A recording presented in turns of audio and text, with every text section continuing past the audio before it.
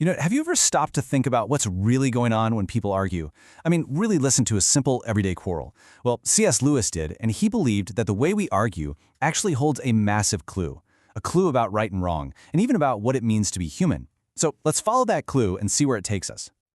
Okay, so we've all been there, right? We've said these exact things. But here's what Lewis noticed, and it's brilliant. He saw that these aren't just us being annoyed or complaining. No.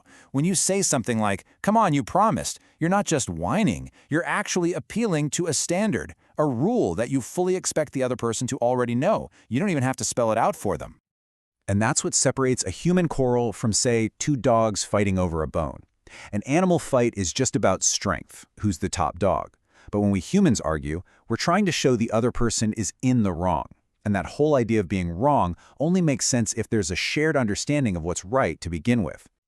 Right. This idea of an unspoken rule book that we all seem to have, well, it's not a new concept at all. For a very long time, thinkers had a specific name for it.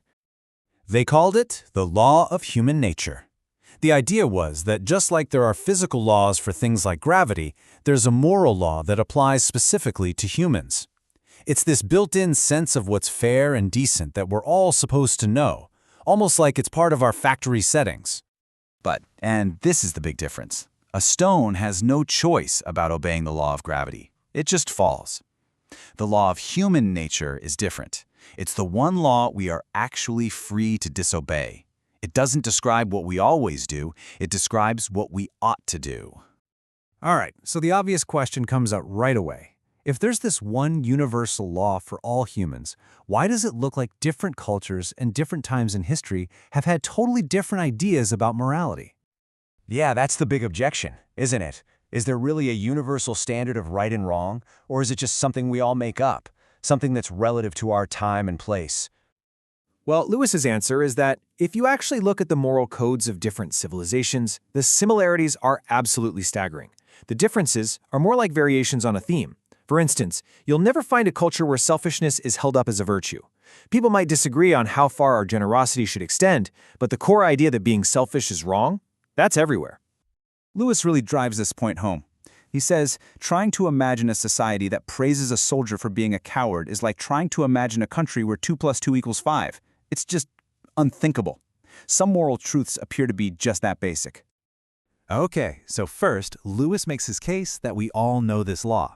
But then he takes a sharp turn to the second part of his argument, and this is where it gets a little uncomfortable for all of us.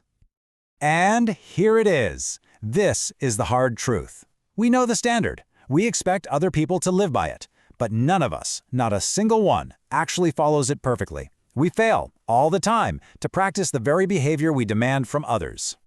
Now, you might think, well, if we all break the law, maybe the law isn't real after all. But Lewis pulls a brilliant reversal. He says that the way we react to our own failures is the biggest proof of all that the law is absolutely real.